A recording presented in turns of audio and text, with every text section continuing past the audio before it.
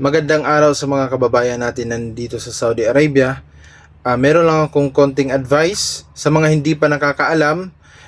Kung kayo ay mag-exit na, going for final exit na po, ay kailangan ninyong i-terminate ang inyong kontrata doon sa inyong Kiwa account.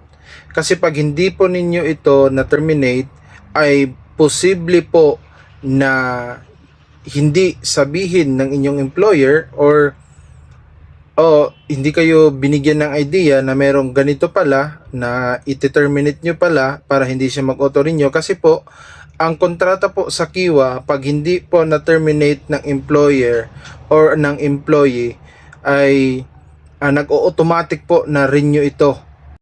So dapat po talaga na i-check ninyo ang inyong Kiwa. Madali lang po, pumunta lang po kayo sa Google at i-search ninyo Kiwa at doon makikita ninyo, magla-login lang kayo doon, ilagay ninyo ang inyong ikama or mag-register kayo.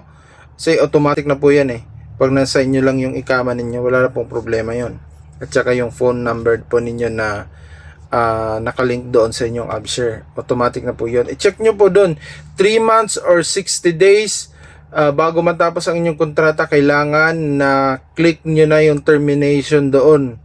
Ang pipiliin ninyo ay yung resignation or yung isa pa, yung terminate contract upon expiration, yun, something ganun guys.